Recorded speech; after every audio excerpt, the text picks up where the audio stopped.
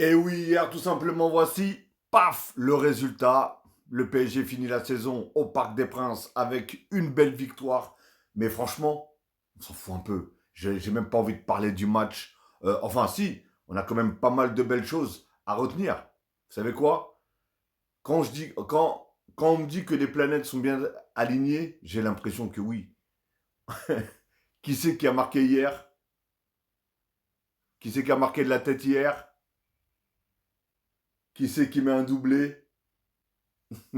C'est pas beau tout ça. Non mais, c'est pas beau tout ça.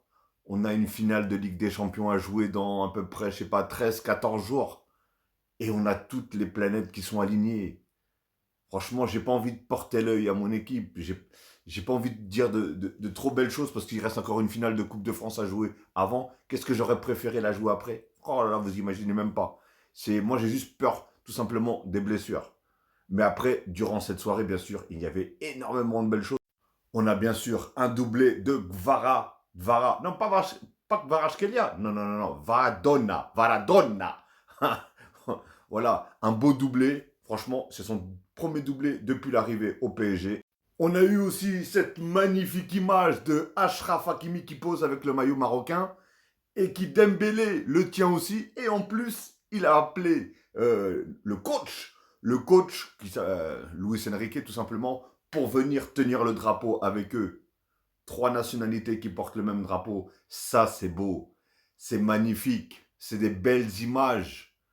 Les racistes en PLS, les racistes vont maigrir tout simplement.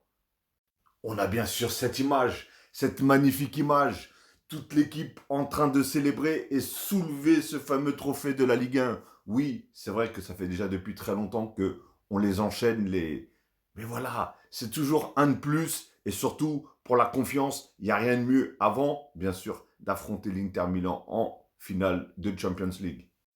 Et on va bien sûr parler aussi de l'hommage qui a été attribué à Ouais Renoir hier, hein, comme vous le savez, enfin comme la plupart le savent en tout cas, ce rappeur Ouais Renoir qui est décédé tout simplement à l'âge de 31 ans hier ou avant-hier, je ne me rappelle plus, et qui repose en paix d'ailleurs, une grosse force à sa famille, grosse force à son entourage, et que lui, que Dieu lui ouvre les portes du paradis, hein. C'était, à ce qui paraît, hein, je ne suis pas un grand connaisseur de rap, mais à ce qui paraît, c'était un fan du Paris Saint-Germain, tout simplement.